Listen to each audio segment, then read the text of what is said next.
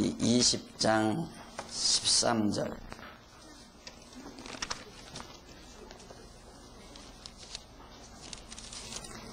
이제 찾으신 줄 알고 봉독합니다. 살인하지 말지니라, 간음하지 말지니라, 도적질하지 말지니라, 내 이웃에 대하여 거짓 증거하지 말지니라, 내 이웃의 집을 탐내지 말지니라, 내 이웃의 아내나 그의 남종이나 그의 여종이나 그의 소나 그의 나귀나 무릇 내 이웃의 소유를 탐내지 말지니라. 17절까지 봉독해 드렸습니다. 우리는 지난 시간에 바로 율법의 계명을 모세가 하나님께로부터 수여받는 그런 내용을 지금 살펴가고 있습니다. 지난 시간에는 제12절, 20장 12절에 나타난 내 부모를 공경하라, 그리하면 내 생명이 그 땅에서 길다고 하는 그런 내용까지 우리가 살폈는데, 이런 모든 계명의 내용들은 애굽 땅 종되었던 집에서 인도하여 내신 여호와 하나님을 이스라엘 백성들로 하여금 잊지 아니하고 경외케 하려는데 바로 이 계명의 주된 목적이 있다는 것을 이미 여러분에게 말씀드린 바가 있습니다. 그러나 대부분의 주석가들은 이런 십계명이 바로 우리 기독교인들의 윤리적인 기준, 도덕생활의 한 기준으로 그렇게 준 것처럼 착각하고 이것을 도덕화시키고 윤리적인 규범화시키는데 그동안 많은 시간을 할애해 왔습니다. 그러다 보니까 기독교는 결국 윤리종교, 도덕종교처럼 전락되어 버리고만 그런 어두운 그늘들이 우리 실제 기독교 안에 많이 있음을 찾아볼 수가 있습니다. 공자와 맹자가 말한 것처럼 바로 부모 공경하고 남의 건 욕심내지 아니하고 도둑질하지 아니하고 간음하지 아니하며 사는 도덕적이고 윤리적인 도덕군자가 마치 예수를 잘 믿는 것처럼 그렇게 생각하게 되어버리고, 기독교도 역시 유교나 다른 기타 종교들처럼 윤리적 종교에서 크게 탈피하지 못한 그런 기존의 종교와 비슷한 것으로 착각하게 됩니다. 사실 대부분의 많은 이방 종교들은 윤리를 그 근저로 삼고 있습니다. 인간의 윤리 생활을. 그러나 우리 기독교는 윤리라고 하는 것은 인간 대 인간 관계의 하나의 룰입니다. 인간 대 인간 관계의 룰. 종교라고 하는 것은 인간과 하나님과의 관계의 관계성을 말하는 것이고요. 그러니까 윤리와 종교는 엄연히 구분이 되어져야 되는 겁니다. 종교, 그 다음 도덕. 도덕과 종교는 엄연히 구분된다. 종교는 하나님과 인간과의 관계죠. 그러나 도덕은 인간과의 관계입니다. 엄연히 다르잖아요. 그러니까 도덕이란 인간이 살아가는 인간 집단 속에는 반드시 그 지역에 알맞는 도덕성, 도덕 룰이 자연스럽게 만들어지게 되어 있습니다. 그러니까 제가 언젠가 말씀드렸듯이 사실 이런 효사상이라고 하는 것은 인륜의 기초라고 대부분 말하고 있죠. 왜 그러느냐면, 예를 들어 인간이 한 부부가 어느 이제 무인도에서 살게 됐다. 그러면 처음에는 부부가 같이 살지만 자녀들이 낳습니다. 옛날에야 뭐 10형제도 낳고 15형제도 낳고 이렇게 낳을 수 있잖아요. 그러니까 한 3, 4대만 흘러가도 벌써 그 시족이 한 40~50명 딱 되지게 되어 있습니다. 그러면 40~50명은 누가 지배하고 다스리는가? 그 시족에서 가장 우두머리, 가장 높으신 어른, 촌수 높은 어른이 바로 촌장이 되지게 되어 있습니다. 그러니까 촌장이 모든 시족을 다스리는 데는 바로 어른을 공경하는, 웃 어른을 공경하고 부모에게 효도하는 효사상은 기초적인 것입니다. 그래서 효라고 하는 것은 인륜의 기초라고 그렇게 말하고 있죠. 이것이 바로 하나님 없이도 인간 사회에서 만들어지는 것이 도덕률입니다. 그런데 성경에 나오는 십계명을 하나의 도덕화시킨다고 하는 것은 그것은 하나님의 말씀을 너무나도 경시해버리는, 하나님의 말씀의 무게를 너무 가볍게 만드는 처사가 아닐 수 없습니다. 여기 지금 주어지는 십계명은 종교적인 룰입니다. 도덕적인 룰이 아니라 종교적인 계율이라는 것.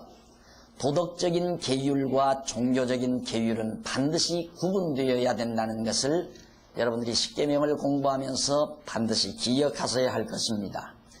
그래서 지난번 네 부모를 공경하라는 효도도 역시 하나님 여호와를 배우는 데 그 근본을 두고 있다. 목적을 두고 있다. 그 다음 이제 살인하지 말라는 말씀이 나오죠. 오늘 봉독해드린 13절에 보면 살인하지 말라. 이 살인하지 말라는 것도 바로 하나님께서 이스라엘 백성들에게 모세를 통해서 주시는 말씀인데, 그 이유는 생명의 근원은 물론 하나님이시죠. 하나님의 생명을 인간이 좌우한다는 것도 용납이 안 될 뿐만 아니라 또 하나님께서 언약 자손을 생육하고 번성케 하심하고 언약을 하셨는데, 생육하고 번성을 시켜야 되는데 인간들이 서로 살상을 하게 되면 생육하고 번성하는 데 지장이 있잖아요. 그렇지 않습니까? 그러니까 하나님께서는 너희들 생명을 함부로 죽이지 말라, 살인하지 말라 그 말이에요. 그래서 예수님은 이런 계명을 가리켜서 이렇게 말해요. 옛사람에게 말한 바 마태복음에서 말씀하죠. 살인치 말라 하였다는 말을 너희가 들었으나 나는 너희에게 말하노니 형제를 보고 라가라 하는 자마다, 욕설이거든요. 라가란 말은 욕설인데 형제를 보고 라가라 하는 자마다 이미 심판을 받았느니라. 심판을 받는다 그 말이죠. 그러니까 윤리적이고 도덕적인 측면에서는 사람을 칼이나 독약으로 죽이지 않으면 돼요. 실제로 사람을 안 죽이면 되지만은 하나님께서 주신 이 계명의 원칙은 예수님이 말씀한 대로 형제를 미워하는 인간 내면의 세계를 중시한다 그 말이죠. 그러니까 사람이 칼로 남의 생명을 죽이는 것은 어디서부터 출발하는가?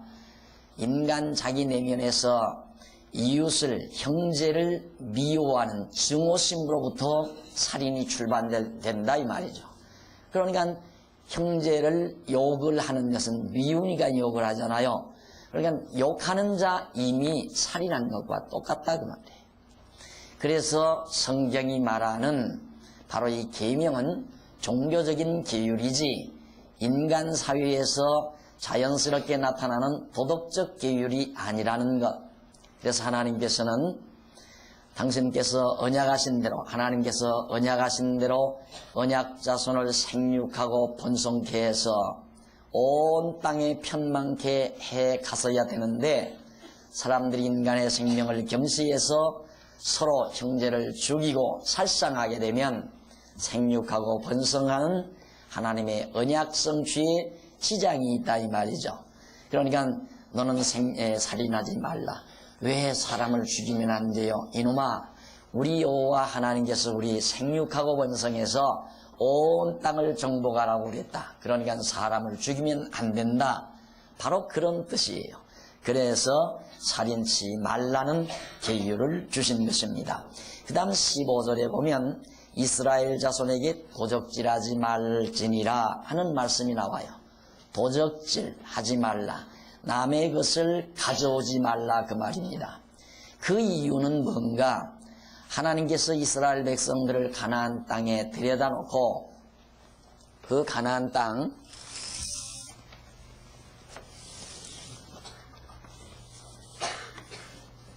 여기가 가나안 땅 아닙니까? 이 가나안 땅인데 만큼 이제 이스라엘 백성들이 정복하고 사는 땅입니다. 네, 이 땅을 하나님께서 일일이 지계석이라는 게 있어요. 돌, 땅, 지계석, 땅의 경계를 표시하는 돌, 지계석이라는 게 있는데 지계석을 이렇게 딱 정해놓고 딱 갈라줘요. 땅 위치를 다 이렇게 나눠준다 이 말이에요. 누가? 하나님께서. 그러니까 소유라고 하는 것은 하나님이 주고 안 주고 하는데 달려있다 이 말입니다. 내가 많이 소유하는가 적게 소유하는가, 소유 권한이 누구에게 있느냐면 여호와 하나님께 있다 이 말이죠.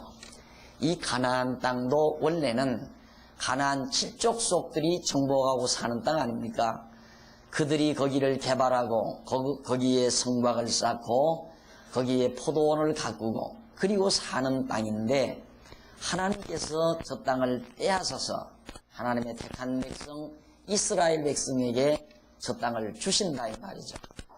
그러니까 소유라고 하는 것이 하나님이 주고 안 주는 것에 따라서 소유가 가능해지는데 네가 남의 것 도둑질에 간다면 소유를 하게도 하시고 못하게도 하시는 전능자 여호와 하나님을 잊어버리니까 네가 도둑질을 하지, 소유하게도 하시고 안 하게도 하시는 전능자 여호와 하나님을 네가 기억한다고 한다면 도둑질 안 한다 이거예요. 그러니까 도둑질하지 말라 이 말입니다. 그래서 제가 늘 강조하는 것은 오늘 우리 그리스도인들이 여호와 하나님을 안다고 하는 것처럼 중요한 것이 없다. 아무리 십계명을 달달달달달달 외우고 살아도 마음속에 남의 것을 갖고자 하는 욕심이 생기는 한 도둑질을 안 해도 벌써 이미 도둑질하지 말라 하는 계명을 어긴 자가 되는 거예요. 그러나 소유하게도 하시고 소유 못하게도 하시는 전능자 하나님, 나로 하여금 돈을 많이 벌게도 하시고 벌지 못하게도 하시는 전능자 여호와 하나님을 내가 확실히 알고 경외한다면 욕심이 부려지지를 않죠. 도둑질은 고사하고 남의 것을 보고 욕심조차 나지 않는다 이 말이에요. 왜? 불필요한 것이니까. 욕심낸다고 해서 그것이 내 것이 되는 게 아니잖아요. 그래서 우리 믿는 성도가 십계명을 달달달달 외우는 것보다는 여호와 하나님에 대한 지식이 높은 것이 훨씬 더 거룩한 생활을 깊게 하게 만드는 것이다. 십계명 외워봤자 필요 없어요. 마음속에서 욕심 그대로 있고요, 마음속에서 미움이 그대로 있고요, 마음속에서 온갖 음탕한 생각이 그대로 있고요. 이걸 어떻게 감당해 나가느냐 이 말입니다. 그러나 여호와 하나님을 알게 되면 지금까지 우리가 배워온 대로 마음이 평안해지지 않습니까? 즉 욕심 사라지고 미움 사라지고 증오심 사라지고 이런 모든 악독한 마음들이 우리의 마음 속에 자리 잡지를 못하니까 우리의 마음은 평안하게 되고 감사함으로 채워지게 되고 감동과 감격이 우리의 마음을 가득 채우기 때문에 우리의 행동은 두말할 것 없이 범죄하지 않는 생활이 되진다는 얘기입니다. 그래서 하나님께서는 모세에게 지금 바로 이렇게 도적질하지 말라, 이 말은 재물을 주고 안 주는 고난을 가지고 계시는 하나님, 가나안 땅을 분배해서 주시는 전능자 여호와 하나님을 잊어버리지 말라. 만약에 여호와 하나님을 잊어버리게 되면 이스라엘 백성들은 계속해서 형제의 물건을 도둑해오고요, 형제의 물건을 갈취하게 되고요, 이런 결과가 나오는 거거든요. 그러니까 오늘날도 마찬가지입니다. 오늘날도 어린아이들을 가정에서 길러보면 되잖아요. 어린아이들을 길러보면 아이들이 집안 물건 욕심내지를 않습니다. 왜냐하면 내가 욕심내보았댔자 내 것이 안 되니까. 내 것 될 것 같으면 욕심 안 내도 엄마 아빠가 나에게 준다 그 말이죠. 그러나 내가 가지지 못할 것 같으면 욕심내봤댔자 어머니 아버지가 안 주니까 아야 욕심을 안 부리잖아요. 아버지의 패스보드 안에 들어있는 돈 하나도 자녀들이 욕심을 안 내요. 왜 그 욕심내봤댔자 어머니 아버지가 안 준다는 거 아니까. 자기들에게 필요한 만큼은 반드시 준다는 거 알고 있으니까 아버지 호주머니에 있는 돈을 자녀들이 욕심을 안 내는 것처럼 오늘 우리도 마찬가지란 말이에요. 여호와 하나님을 참으로 알고 깨닫고 믿게 되면 세상 모든 욕심이 사라져버려요. 없어져 버려요. 하나님께서 때가 되면 반드시 나에게 일용할 양식 허락하시고 그때그때 필요한 것 예비해 놓으셨다가 반드시 채워주시는 하나님인 것을 믿어버리게 되면 세상 욕심 부릴 게 뭐 있어요? 오늘 좀 수입이 좀 덜 올랐다고 해서 그것 때문에 밤을 지새우면서 고민하고 절망할 필요 뭐 있느냐 이 말이에요. 한두 달 장사가 좀 안 됐다고 그래서 그것 때문에 그냥 고민하고 절망하고 좌절할 필요가 뭐 있느냐 그 말이죠. 여호와 하나님을 분명히 알고 믿기만 한다면. 그래서 도둑질하지 말라. 그 다음 이제 16절에 보면 내 이웃에 대하여 거짓 증거하지 말라 하는 얘기입니다. 바로 이것도 마찬가지예요. 하나님은 신실하신 하나님이거든요. 하나님은 신실하신 하나님. 믿을만하고 확실하신 하나님. 분명한 하나님. 거짓이 없으신 하나님이라는 뜻입니다. 그러니까 아무리 내가 거짓말을 해도 하나님은 신실하신 하나님이기 때문에 참된 대로 이루어지게 돼 있어요. 그렇잖아요. 하나님은 신실하신데 내가 거짓되게 행한다고 해서 아무리 내가 거짓말을 해서 이웃을 망하게 하려고 한다고 해가지고 망해지는 게 아니라 이 말입니다. 하나님께서 이미 내 이웃에게 큰 거부가 되도록 하나님께서 약속을 하셨다면, 언약을 하셨다면 아무리 내가 거짓 증인을 쓰고 거짓말을 해서 그 사람을 모함하고 그 사람으로 하여금 불리하게 만들어도 그 사람이 절대 망하지 않는다는 얘기입니다. 그러니까 여호와 하나님을 알면 거짓말할 필요도 없어요. 거짓말은 왜 하는가? 자기의 유익 아니면 보복하기 위해서, 상대방을 불리하게 만들기 위해서.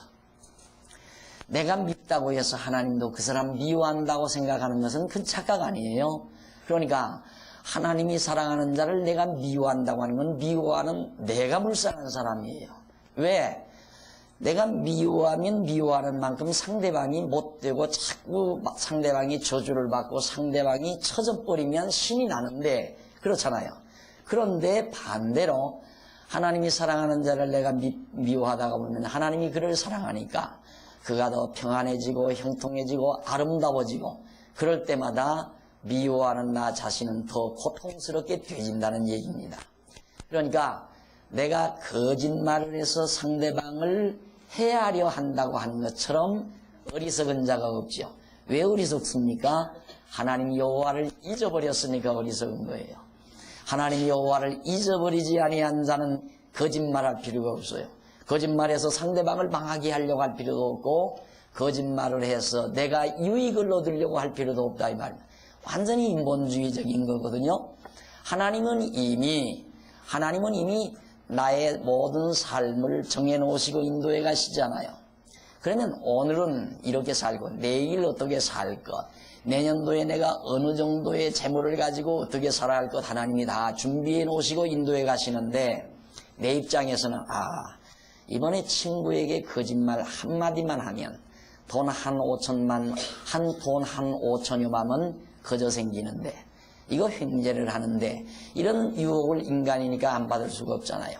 5천만 원이면 1년 수입으로는 톡톡한 금액인데 내가 어떻게 가만히 있을 수 있느냐 해서 거짓말하고 싶은 마음이 생긴다 이 말입니다. 그러나 모든 걸 작정하시고 준비해 놓으시고 예정하셔서 인도해 가시는 하나님 여호와를 깊이 깨달은 자는 다 부질없는 생각, 모두가 다 부질없는 생각, 이 마음이 벌써 내 머리를 지배해 버리니까 거짓말을 왜 하겠어요? 안 하는 게 아니라 안 해져요. 거짓말이 안 해진다 이 말이에요. 그래서 역시 거짓 증거하지 말라는 이것도 인간 대 인간 사이에서 네가 왜 저 사람을 해롭게 하느냐 그 차원이 아니라 모든 만사를 주관하시며 섭리하시고 주권자로서 장하게 가시는 하나님 여호와가 있으니까 네 생각대로 이 사람을 해롭게 하려고 하지 말아라 이 말이에요.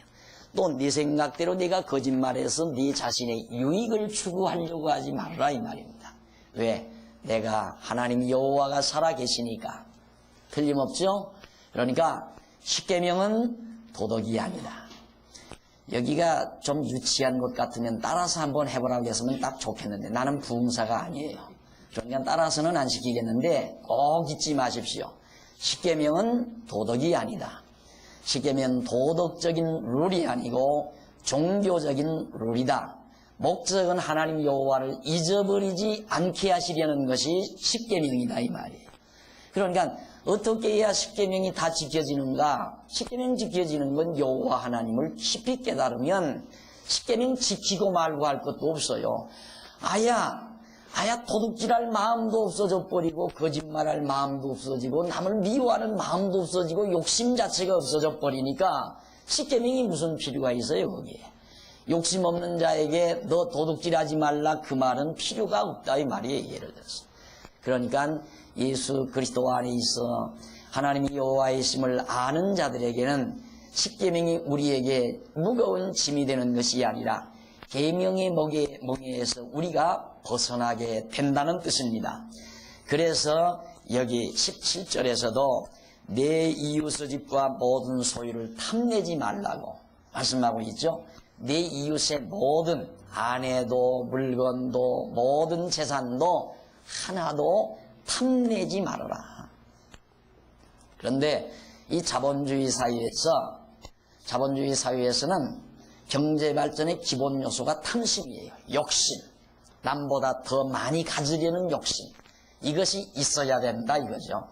그래서 왜 이 자본주의 사회에서 모든 사람이 똑같은 차를 타고 다니도록 그냥 티코만을 만들든가 프라이드만을 만들면 돈 있는 사람도 프라이드, 없는 사람도 프라이드, 공평하고 얼마나 좋아요. 안 그래요? 그렇게 돼버리면 사람들이 일을 안 한다 이거예요. 일을 안 하니까 욕심을 불러일으키기 위해서는 프라이드 타는 사람은 엑셀 타고 싶게 하기 위해서 그보다 한 단계 더 높은 거, 엑셀 타는 사람에게는 소나타 타고 싶은 욕심을 불러일으키기 위해서 더 한 단계 더 높은 거, 소나타로 만족지 않고 그랜저로 만족지 않고 외국제 아주 고급 3, 4억 나가는 승용차 이런 것들을 만들어서 인간의 욕심을 자꾸만 부채질해야 경제발전이 자꾸 된다 이거예요. 아파트도 얼마나 좋아요. 다 규정을 해서 세 식구는 15평이다. 식구 하나에 5평씩. 그래서 5 식구는 5는 25평짜리. 나처럼 6 식구는 5, 6, 30평짜리 살아라. 이렇게 딱 규정해 놓으면 얼마나 좋아요. 그게 아니다 이 말이에요. 그래서 이 세상 정치라고 하는 것은 욕심을 불러일으키자는 거예요. 그래야 잘 되고.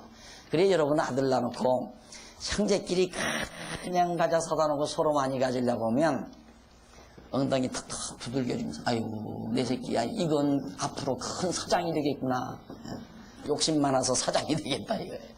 그래서 욕심 많은 자식을 돈 잘 버는 아들로 그렇게 생각을 해서 착각하고 있잖아요. 불행한 자식이에요. 불행한 자식. 그러니까 기독교는 그게 아닙니다. 하나님 여호와를 알면 모든 탐심도 없어져 버린다. 그래서 네가 애굽 땅 종되었던 집에서 건져내 주신 인도해 내신 여호와 하나님을 너희들이 알고 경외할진대 탐심이 사라진다 이 말이에요. 그럴 거 아니에요. 애굽 땅에서 땅 한 평 없이 종노릇하며 살던 민족이에요. 아무것도 없이 알거지였단 말입니다. 그런데 거기에서 나와가지고 40년 동안 신발이 헤어지지 아니하고 옷도 낡아지지 아니하고 40년 동안 살게 해주셨어요. 그리고 가나안 땅 데려다가 이 옥토 땅, 살기 좋은 아름다운 땅을 거저 다 차지하고 살도록 하나님이 해주신다 이 말이에요. 그런데 너희들이 무슨 탐심을 부리겠느냐? 나 여호와임을 너희가 안다면 탐심 부리지 말아라. 바로 그것이 십계명의 기본 원리라는 사실을 잊지 말아야 됩니다. 우리 한국교회에서 가장 오해가 깊은 것 중에 하나가 십계명이에요. 그래서 대부분 우리 한국교회가 찬송가 뒤편에는 십계명 다 기록해 놔 있잖아요. 그거 보고 그대로 지켜 행하고 살아라 이 말이죠. 그게 될 말입니까? 지금 회사에 가서 열심히 일하면서 나는 언제나 과장으로 승진하느냐, 언제나 부장으로 승진하느냐, 승진에 대한 욕심이 꽉 차가지고 살아가는 사람이 탐욕 부리지 말아라, 욕심 부리지 말아라, 이런 계명이 들어가요. 그러니까 그런 계명 지키려면 승진할 생각도 말아야 되고 무슨 월급 더 오르기도 말아야 되고 이대로 살려냐. 근데 그게 되느냐 이 말이에요. 그런데 여호와 하나님을 알면 불이라고 해도 안 부려요. 탐심 불이라고 해도 탐심을 안 부린다 이 말이에요. 왜? 탐심 부린다고 해서 그대로 안 된다는 거 알고 있고요. 또 하나님께서 탐심 안 부려도 내게 줄 것은 다 주게 돼 있다 이 말입니다. 예를 들어서 아버지가 자그마한 중소기업 한 10억 자본금 되는 10억짜리 자본금 되는 회사를 하나 경영하고 있습니다. 아들은 무녀동난 외아들을 하나 낳아서 기르고 있습니다. 이 아들이 후태여 아버지 재산 욕심낼 필요 없잖아요. 형제나 많다면 아이고 저 사장짜리는 형한테 줄려나 나한테 줄려나. 형은 경영학을 전공하지 않았고 형은 교육대학을 나왔으니까 선생으로 갈 거고 나는 경영학과를 나왔으니까 아버지가 나에게 줄 거다 하고 서로 욕심을 내고 회장짜리 사장짜리를 욕심낼지 모르지만은 이미 아버지 재산이 내게 오게 돼 있다는 게 딱 믿어져 버리면 그때야 그건 욕심을 안 내죠. 욕심 안 내고 아버지 재산은 내 거니까 내가 다른 방법으로 나도 더 한번 벌어들여야 되겠다 하고 딴 생각을 하게 되죠. 마찬가지예요. 이제까지 우리들이 창세기로부터 출애굽기까지 공부해 왔지만 야곱이 욕심부려서 부자 된 것도 아니고 아브라함이 욕심부려서 애굽에 내려가서 거부가 돼서 올라온 것도 아닙니다. 다 하나님께서 예비해 놓으셨다가 준비시켜서 주시고 허락하시고 살게 하셨다 이 말이죠. 그것을 우리가 알고 이제 깨닫고 믿었다면 우리는 실상 욕심이 없는 게 아니라 욕심이 충족이 돼버린 거예요. 그러니까 하나님께서 내게 필요한 거 다 주신다는 확신 때문에 욕심이 없는 거예요. 그냥 아무런 바보천치라서 가질 줄도 모르고 먹을 줄도 모르고 그게 아니고 하나님이 다 내 필요한 것 하나님이 나에게 온전히 주신다는 확신 때문에 욕심이 사라지는 거라 그 말이죠. 그러니까 나 진급할 날이 있으면 하나님이 예비하신 진급날이 오면 진급하게 돼 있어. 그것 자신감에 차 있어서 열심히 일하고 살아요. 그런데 이제 후배님이 진급하고 나니까 큰 열이 받아가지고 그날쯤에 시큰 가서 술만 퍼마시고 괴로워하고 고통스러워하고 그것도 없다고 말이에요. 하나님께서 지금 나를 조금 늦추시는구나 하고 소망 중에서 기다리면서 당당하게 오늘의 현실을 대처해 나가는 것이 여호와 하나님을 알고 사는 자의 삶의 모습입니다. 당당한 모습. 여린 모습이 아니라 아주 당당한 모습이라 이 말이죠. 이것이 여호와를 아는 지식이 가져다주는 엄청난 선물이라는 것을 알 수 있습니다. 그 다음 이제 18절에 보시면요. 이제 십계명 다 끝났어요. 18절로 21절에 보면 죽을까봐 두려워하는 백성을 모세가 위로해주는 내용이 거기 나와요. 뭇백성이 우레와 번개와 나팔소리와 산의 연기를 본지라 그들이 볼 때에 떨며 멀리서 모세에게 이르되 당신이 우리에게 말씀하소서 우리가 들으리이다. 하나님이 우리에게 말씀하시지 말게 하소서 우리가 죽을까 하나이다. 시내산에서 하나님이 직접 말씀하시면 백성들이 두려워 죽을까 싶으니까 하나님 말씀하지 못하게 하고 모세 당신이 우리에게 말해달라 하는 얘기입니다. 20절 모세가 백성에게 이르되 두려워 말라. 하나님이 강림하시면 너희를 시험하고 너희로 격려하여 범죄치 않게 하려 하시니라. 여기 여러분 창세기 출애굽기 물론 성경에서 그렇습니다. 범죄라고 하는 것은 다 무엇과 관련이 되느냐면 여호와 하나님을 배반하는 것과 관련이 있습니다. 근본 뿌리예요. 그러니까 성경이 말하는 범죄라고 하는 것은 하나님 여호와를 잊어버리고 배반하는 행위와 반드시 관련이 있다. 그것이 근본 뿌리다 그 말이에요. 그러니까 여기서도 범죄치 않게 하려 한다. 이스라엘 백성들 과거에 시내산에서, 임태 시내산 있죠? 이 시내산에서 금송아지 만들어 섬겼잖아요. 이 금송아지 만들어 지났어요? 금송아지 만든 거 지났어요? 죄송합니다. 착각했습니다. 조금 있으면 이제 금송아지 만들어 저들이 섬기거든요. 금송아지 만들어 섬기는데 그게 뭔가 하나님 여호와를 배반하는 행위죠. 그거이 범죄예요. 그러니까 오늘 우리들이 도둑질했다. 남의 물건을 도둑질했다. 도덕적으로는 도둑질 그 자체가 죄예요. 범죄예요. 그러나 오늘 우리에게는 뭐가 범죄입니까? 하나님 여호와를 잊어버렸다는 것이 범죄예요. 여호와 하나님을 잊어버렸으니까 남의 걸 도둑질하지. 여호와 하나님을 잊어버리지 않았다면 어떻게 도둑질하겠느냐 이 말이에요. 거짓말을 했다. 윤리적이고 도덕적인 측면에서는 너 왜 남 속였느냐. 너 사기죄다. 그래서 징역 살리는 거거든요. 기독교 성경은 바로 남에게 거짓말을 했을 때 그게 사기죄로 죄가 되는 것이 아니라 신실하신 여호와 하나님을 잊어버린 그것이 죄라 그 말이에요. 그러니까 성경이 말하는 모든 범죄는 여호와 하나님을 배반하는 것과 아주 밀착되어 있다는 것. 근본이에요 그것이. 부모 공경하지 않는다. 부모를 공경하지 않는 것이 왜 죄입니까? 윤리도덕적으로는 부모에게 불효했으니까 죄예요. 그러나 성경은 여호와 하나님을 배반했으니까 죄예요. 부모를 거역한다고 하는 것은 여호와 하나님 배반하는 행위예요. 부모는 여호와 하나님을 가르치고 경외케 만들고 여호와 하나님의 말씀을 잘 전해주는 부모인데 그 부모를 거역한다고 하는 것은 여호와 하나님을 거역하는 행위가 되는 거예요. 그래서 범죄라고 하는 것은 바로 여호와 하나님을 배반하는 것과 아주 밀접한 관계를 지니고 있는 것이다. 그래서 하나님께서는 너희들이 그렇게 범죄하지 않게 하려고 하나님이 이렇게 나타나셨다. 너희 죽이려고 그러는 게 아니다. 21절 백성은 멀리 섰고 모세는 하나님이 계신 암흑으로 가까이 가니라. 모세가 암흑 속에 구름, 캄캄한 먹구름 속에 하나님 음성이 거기서 들리는데 글로로 모세가 가까이 갔어요.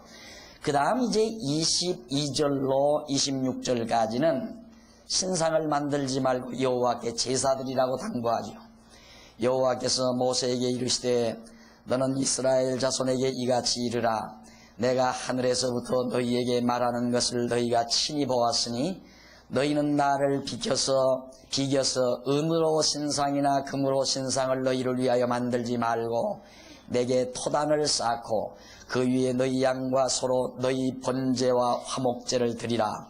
내가 무릇 내 이름을 기념하게 하는 기념, 지난번에도 말씀드렸죠?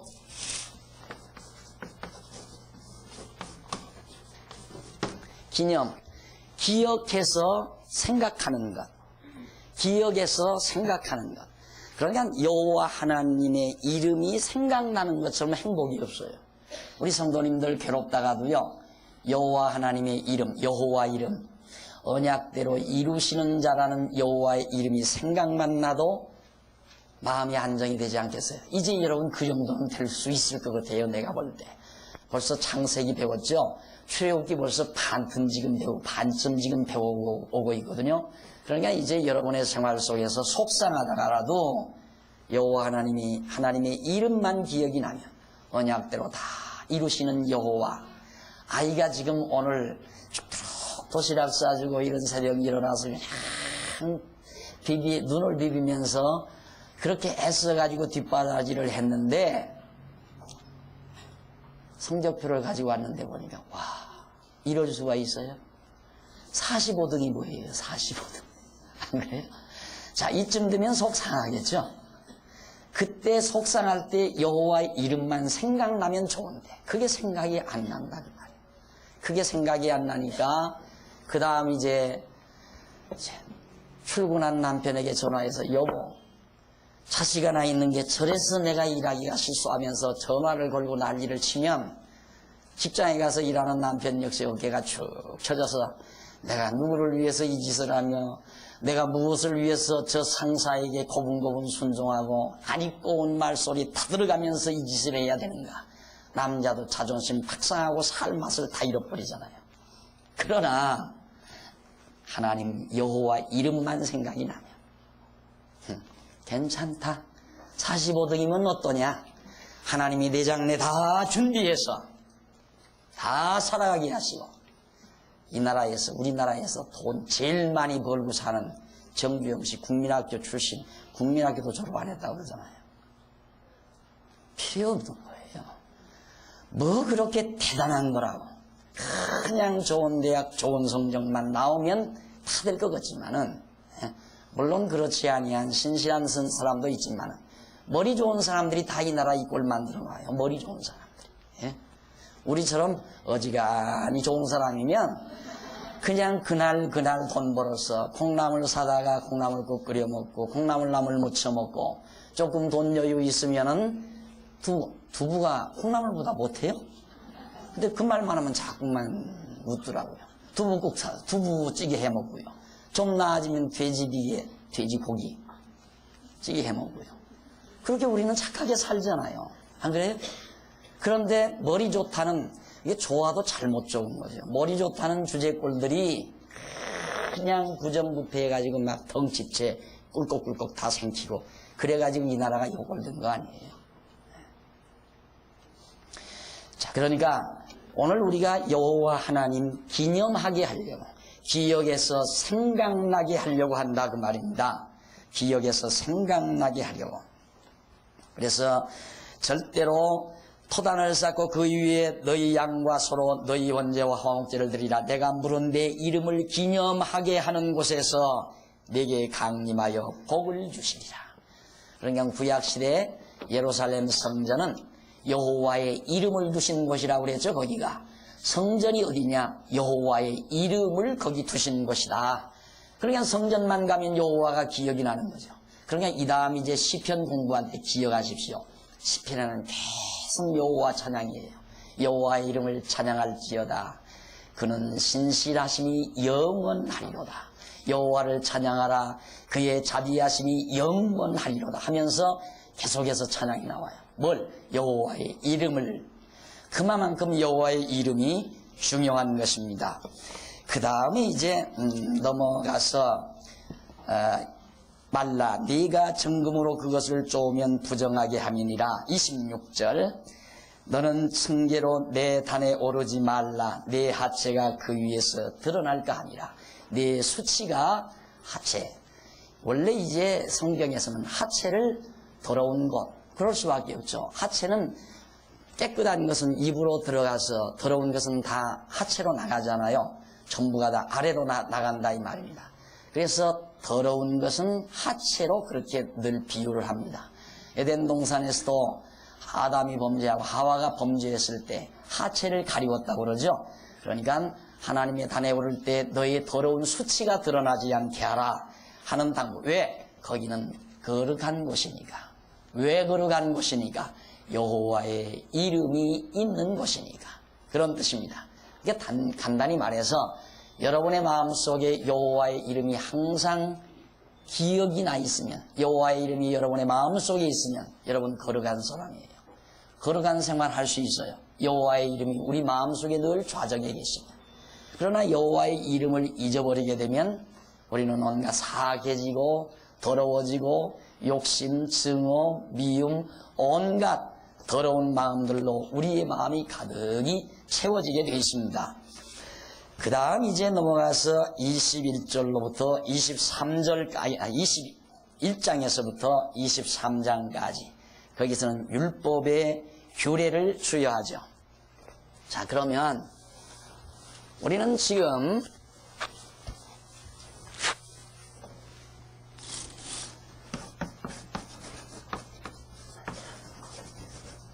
시내산 언약 수여.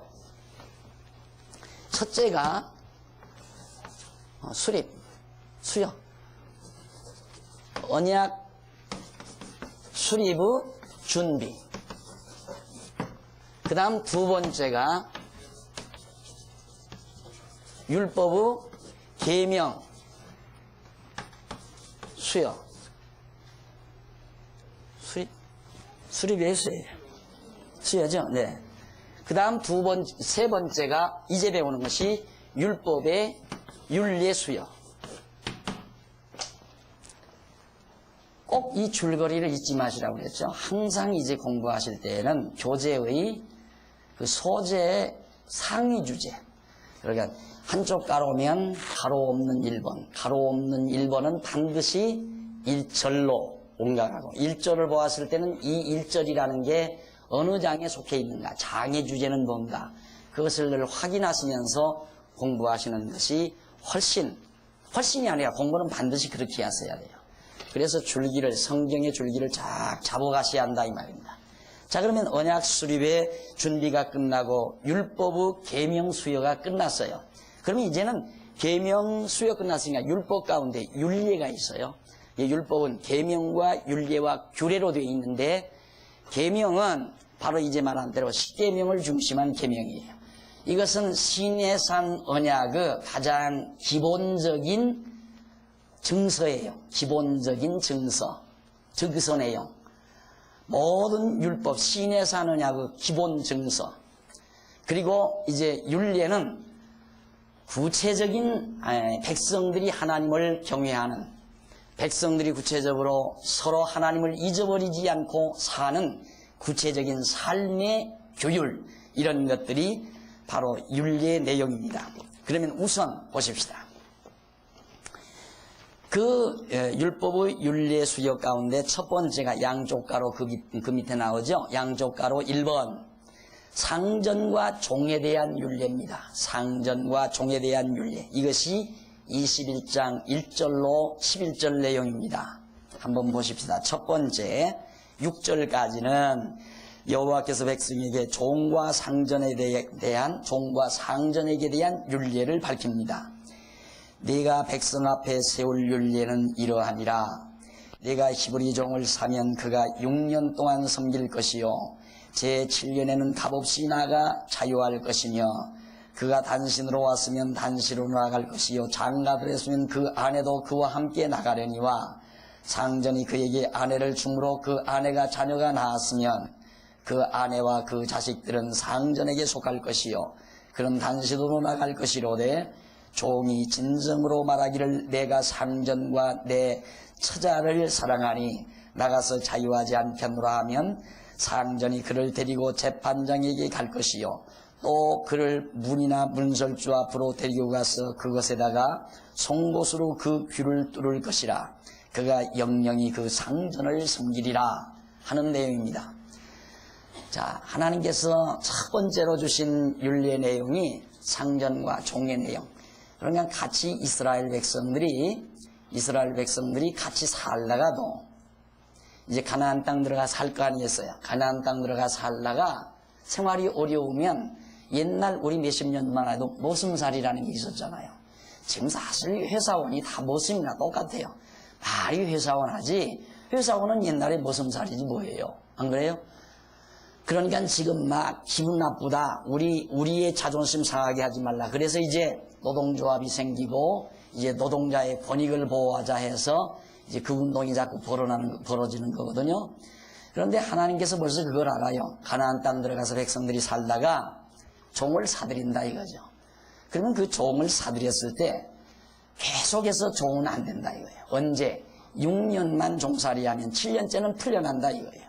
그걸 왜 그렇게 하나님께서 그 종을 계속해서 못 살게 그랬는가? 그 이유는 이 계율을 통해서도 마찬가지예요. 이스라엘 백성 너희도 과거에 애굽에서 종생활을 했었느니라 이 말이에요.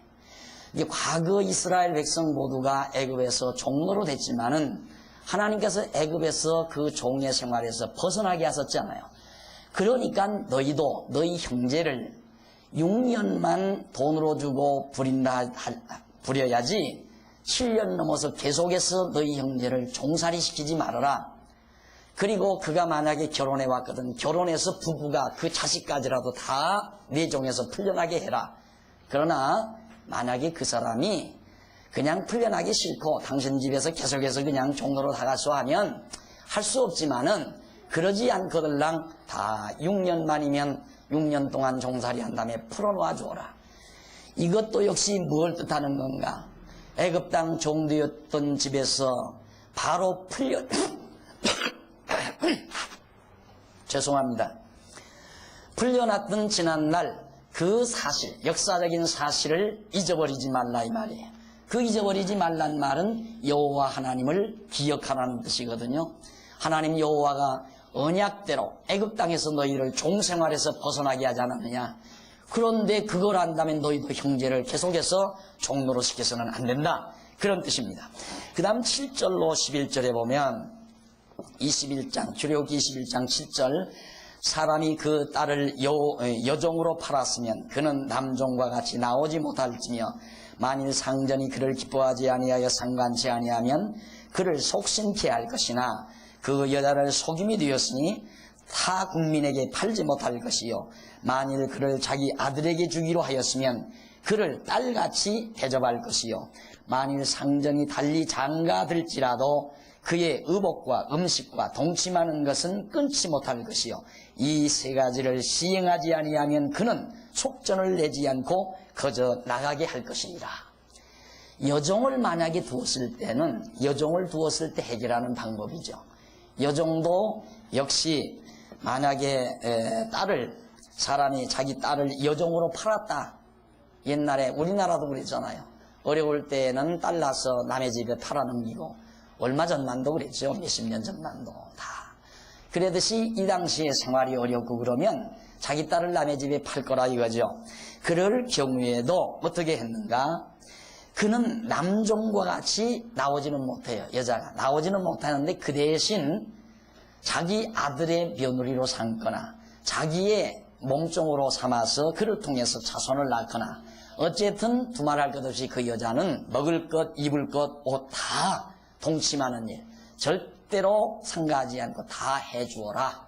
이것이 이제 바로 여종에 대한 지금 가르친 규율인 것입니다.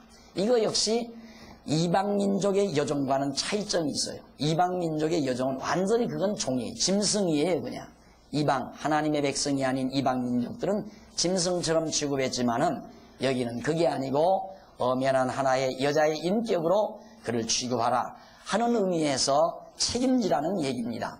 이것이 여종과 남자와의 관계. 이걸 조금 더 우리가 다시 한번 되새겨 본다면 사실 우리는 다 죄의 종로로 타던 더러운 여자들 아닙니까? 우리가 다 지난날 신령한 의미에서 볼 때 우리는 다 정말 참 신랑 되신 예수 그리스도를 떠나 죄의 종로로 타던 우리들이었습니다. 그런데 예수님이 오셔서 우리를 사서 당신의 종 삼으신 거예요. 그러면 우리의 생명의 양식을 먹여주시고 우리를 아내로 삼아주시고 우리를 끝까지 사랑해 주시는 거죠. 이런 것들이 모두가 다 역시 이스라엘 백성으로 하여금 하나님 여호와를 잊지 않게 만들어가는 중요한 율례들이라는 사실입니다. 그 다음 계속해서 가족과 이웃에 대한 규례예요. 12절로부터 27절까지는 가족과 이웃에 대한 것인데 17절까지는 여호와께서 백성에게 사형에 해당하는 율례를 명합니다. 사람을 죽일 수 있는 그런 범죄. 뭐냐면 12절 보십시다. 사람을 쳐 죽인 자는 반드시 죽일 것이나 만일 사람이 계획함이 아니라 나 하나님이 이 사람을 그 손에 붙임이면 내가 위하여 한 곳을 정하리니 그 사람이 그리로 도망할 것이며 사람이 그 이웃을 거짓 모살하였으면 너는 그를 내 단에서라도 잡아서 죽일지니라. 살인자, 살인하지 말라 했으니까 남을 살인한 자는 죽이라 이 말이죠. 그러니까 지금 현재 바로 이 살인에 관한 것은 계명 중에 살인하지 말라고 하는 계명에 대한 구체적인 시행 방법이죠. 그러니까 남을 만약에 살인한 자는 그도 역시 죽여버리는데 그 대신 하나님께서 그를 죽도록 하나님께서 허락하셔서 누가 남을 죽였다고 본다면 그 사람은 피할 수 있는 길을 준다 이 말이죠. 그게 어떤 경우냐면 같이 예를 들어서 산에 나무를 하러 갔습니다. 나무를 하러 가서 나무를 베다가 큰 나무가 쓰러지면서 옆에 있는 이웃을 쳐서 죽였어요. 그건 고의로 죽인 게 아니잖아요. 그건 하나님이 그렇게 죽게 하신 거라 그 말이죠. 그럴 경우에는 그 사람으로 하여금 피할 길을 주는데 도피성이라는 성이 하나 있어요. 그 도피성으로 들어가서 죽지 않도록 보존하게 해주마. 이렇게 해서 사람을 죽이는 것을 방지하도록 지금 율례를 허락해주고 있는 것입니다. 그 다음 15절 자기 아비나 어미를 치는 자는 반드시 죽일지니라. 자기 어머니 아버지를 치는 자야 여호와 하나님 기억할 리가 없죠. 여호와 하나님 배반하고 우상을 섬기기에 딱 틀림없이 그렇게 되어 있습니다. 그 다음 사람을 16절 사람을 후린 자가 그 사람을 팔았든지 자기 수하에 두었든지 그는 반드시 죽일지니라. 사람 그러니까 요즘으로 후린 자란 말은 요즘 인신매매단을 말하는 거예요. 인신매매단. 그런 자는 역시 다 죽여버리라 이 말이죠. 그 다음 그 아비나 어미를 저주하는 자도 역시 죽이고. 그러니까 죽일 자들이 부모 공경하지 아니하고 살인하고 도둑질하는 거, 사람을 도둑질하는 거, 후린 자, 인신매매단 이런 사람들이 다 사형에 해당하는 자들입니다. 자, 그런데 그렇게 얘기들을 하죠. 이런 문제가 있으니까 그러면 우리 교인들이 율법을 지키라고 보면 율법을 지킨다고 보면 이렇게 사람을 부모에게 효도하지 아니하고 또 이렇게 사람을 후린 자 교회가 그 사람을 죽일 수 있는 권한이 있느냐? 그렇다고는 말할 수 없잖아요. 우리 교회가 사람 죽일 수 있어요? 아무리 그 사람이 부모를 공경하지 않고 부모를 거역했다 해서 교회가 그 사람 나오라고 해서 너 왜 부모 거역했느냐 죽어라 하고 독약을 먹이거나 몽둥이로 쳐서 죽일 수는 없다고 말이에요. 그러니까 뭐라고 그러냐면 율법의 규범은 남아있고 저주는 다 끝났다 이거예요. 그러니까 율법 안 지켜도 저주는 안 받는다 이거예요. 그렇지만 율법을 지켜야 된다. 그러니까 그런 애매모호한 말을 할 수밖에 없죠. 교회가 그대로 할 수가 없으니까. 이게 율법이라고 하는 게 결국 이제까지 말씀드리는 거지만 여호와 하나님을 잊지 않고 기억하게 하시려는 하나님의 섭리의 한 일환인 것입니다. 그 다음 이제 18절 사람이 서로 싸우다가 하나가 돌이나 주먹으로 그 족수를 쳤으나 그가 죽지 않고 자리에 누웠다가 지팡이를 짚고 기동하면 그를 친 자가 형벌은 면하되 기간 손해를 배상하고 그로 전치되게 할지니라. 사람을 서로 싸우다가 다치게 했으면 죽으면 죽여야 되지만 안 죽고 그저 누웠다가 움직이게 되면 손해배상 약값 다 물고 치료비를 다 담당하라 그런 뜻이에요. 또 사람이 매로 그 남종이나 여종을 쳐서 당장에 죽으면 반드시 형벌을 받으려니와 그가 1일이나 2일을 연명하면 형벌은 면하리니 그는 상전의 금전임이니라. 종으로 샀으니까 일단 돈을 주고 샀으니까 종이라도 바로 죽으면 때려서 바로 죽으면 사형에 처해야 돼요. 왜? 살인하지 말라라고 하는 계명을 어겼기 때문에. 그러나 당장 죽지 아니하고 그저 일어나서 며칠만 거동하면 그 사람은 형벌 받을 필요는 없다. 이유는 그 사람으로 이미 돈으로 주고 산 종이니까 그런 뜻이에요. 그 다음 22절 사람이 서로 싸우다가 아이된 여인을 다쳐 낙태케 하였으나 다른 애가 없으면 그 남편의 청구대로 반드시 벌금을 내되 재판장의 판결을 쫓아 내릴 것입니다.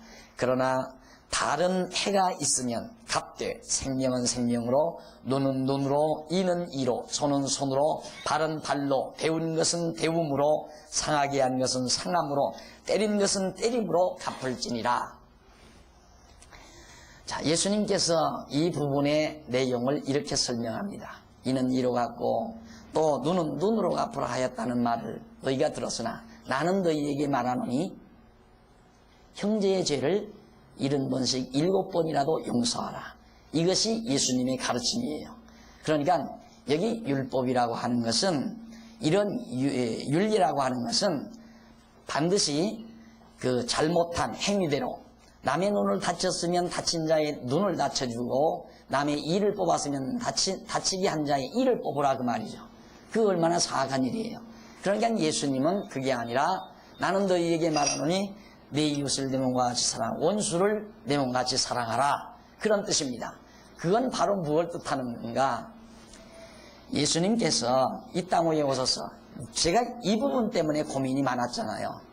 오른 눈으로 범죄했으면 오른 눈 뽑고, 왼손 범죄했으면 왼손 자르고, 다 잘라 이거예요. 범죄한 대로. 그러면 내게 남는 게 뭐예요? 아무것도 남지 않아요. 않잖아요. 다 없어져 버리니까. 왜? 내가 가지고 있는 것은 어느 것 하나 범죄에 동참하지 아니하는 것이 하나도 없으니까. 중학교 다니면서 동료들하고 남의 참외밭에 가서 참외 따먹은 일이 있단 말입니다. 그때 나는 직접 따지는 않고 방만 봤죠. 왜? 장로 아들인데 딸 수는 없잖아요.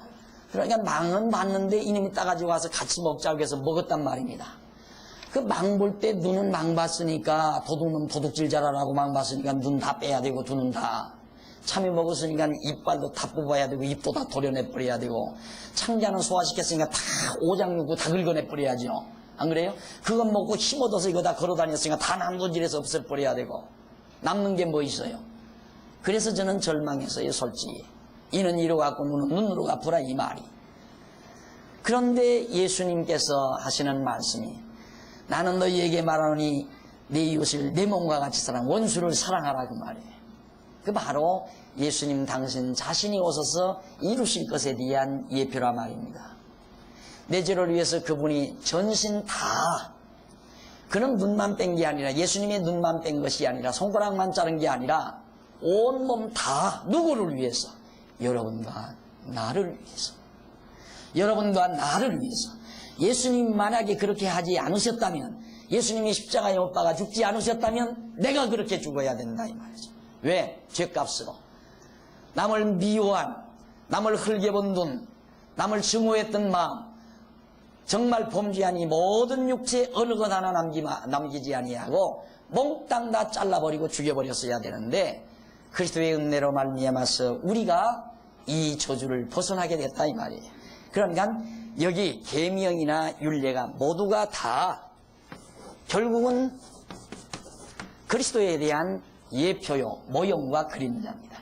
예수 그리스도에 대한 모형과 예표. 그러니까 이런 계명과 율례는 반드시 그리스도를 통해서 우리가 받아야지, 그리스도를 통하지 않고 받으면 죽어버려요. 예를 들면 이게 법궤가 이렇게 있어요. 법궤가, 이게 법궤인데 이 법궤 안에 계명판이 이렇게 들어있고 만나단이 들어있고 아론의 쌍난 지팡이가 들어있어요. 이 위에 시은소라고 하는 판, 황금판이 이렇게 덮여져 있어요. 이게 황금으로 된 판이에요.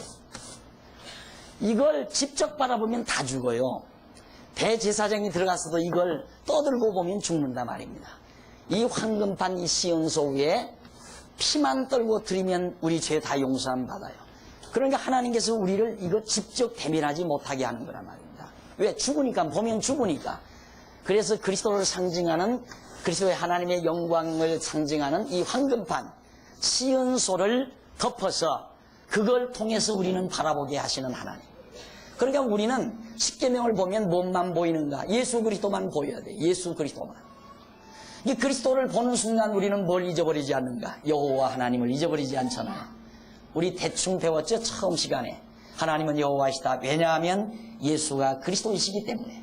그러니까 예수 그리스도가 내 눈앞에 나타나는 한 바로 하나님 여호와가 잊어버려지지 않는 거죠. 여호와를 기억하게 된다, 이 말입니다. 이것이 바로 우리의 신앙생활이에요.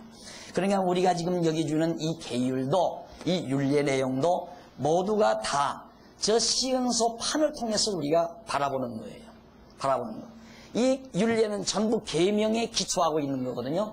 살인하지 말라라고 하는 계명에, 도둑질하지 말라고 하는 계명에, 내 부모를 공경하라고 하는 계명의 기초에서 나온 것들이 바로 지금 계율들이 율례 내용이란 말입니다. 전부 율례 내용 자체가.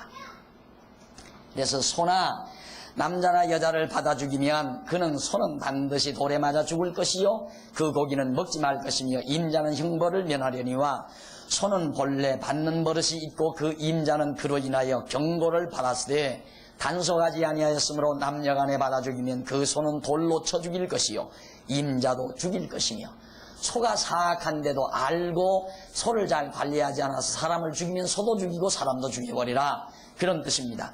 만일 그에게 속죄금을 명하면 무릇 그 명한 것을 생명의 속으로 낼 것이요 아들을 받든지 딸을 받든지 이 율례대로 그 임자에게 행할 것이며 소가 만일 남종이나 여종을 받으면 소임자가 은 30세겔을 그 상전에게 줄 것이요 소는 돌에 맞아 죽을지니라. 사람을 다치는 짐승은 죽여버리라 하는 얘기입니다. 왜? 사람의 수가 줄어들어가면 안 되잖아요.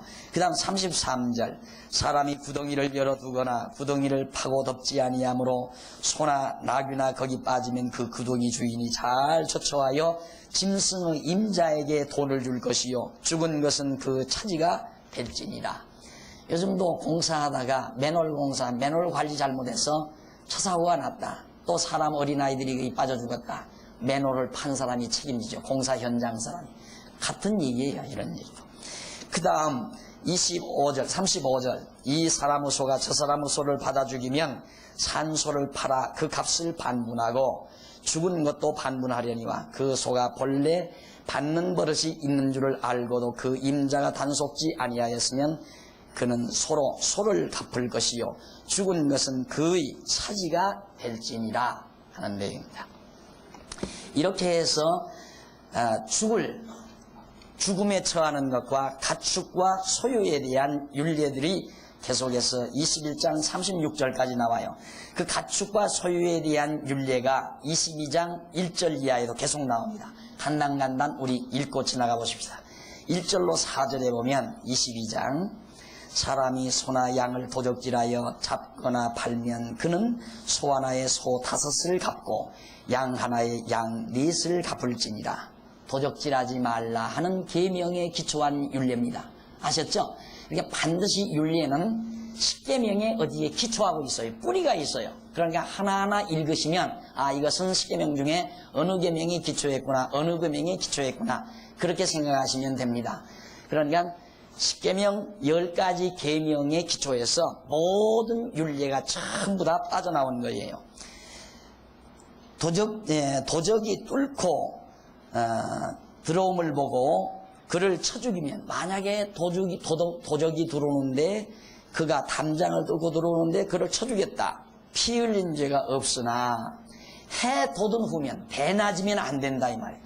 한밤중에 들어오는 도둑을 죽여도 상관이 없지만 밝은 대낮에 도둑이 들어오는데 그건 피 흘린 죄가 있느니라. 도적은 반드시 배상할 것이나 배상할 것이 없으면 그 몸을 팔아 그 도적질한 것을 배상할 것이요 종살이로 가라 그 말이에요. 도적질한 것이 살아 그 손에 있으면 소나 나귀나 양을 물온하고 값을 배상할지니라 하는 얘기입니다. 그 다음 5절 사람이 밭에서나 포도원에서 먹이다가 그 짐승을 놓아서 나무밭에서 먹게 하면 자기 밭의 제일 좋은 것과 자기 포도원의 제일 좋은 것으로 배상할지니라. 도둑질한 것은 배상하라 하는 등등의 내용입니다. 우리 잠깐 쉬었다가 차 한 잔 들고 가십시다.